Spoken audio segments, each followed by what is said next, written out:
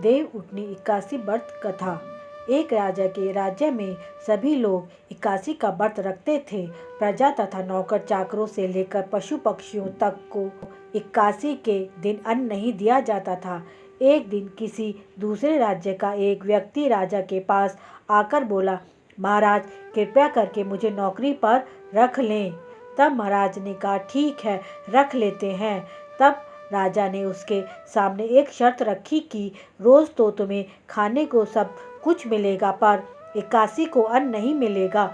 उस व्यक्ति ने उस समय हाँ कर ली, पर 81 के दिन जब उसे फलहार का सामान दिया गया तो वह राजा के सामने जाकर गिड़गिड़ाने लगा, महाराज इससे मेरा पेट नहीं भरेगा, मैं भूखा ही मर जाऊंगा, मुझे अन्न दे दो।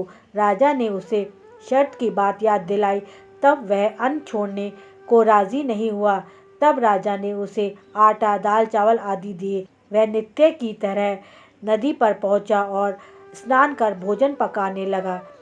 जब भोजन बन गया तो वह भगवान को बुलाने लगा, आओ भगवान भोजन तैयार है। उसके बुलाने पर पीताम्बर धारण किए भगवान चतुर्भुज रूप में आ पहुँचे तथा प्रेम से उसके साथ भोजन करने लगे।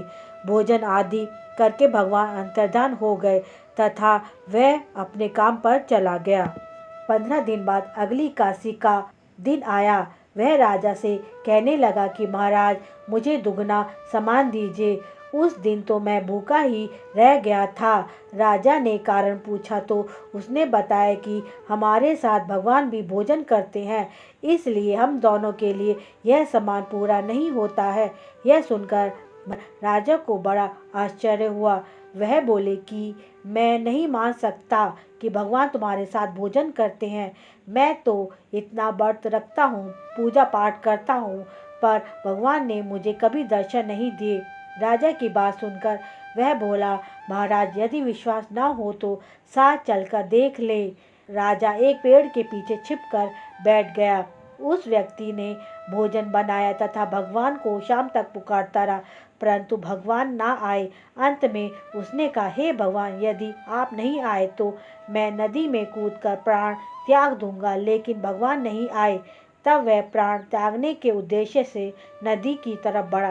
प्राण त्यागने का उसका दृढ़ संकल्प जानकर भगवान ने प्रकट होकर उसे रोक लिया और साथ बैठकर भोजन करने लगे।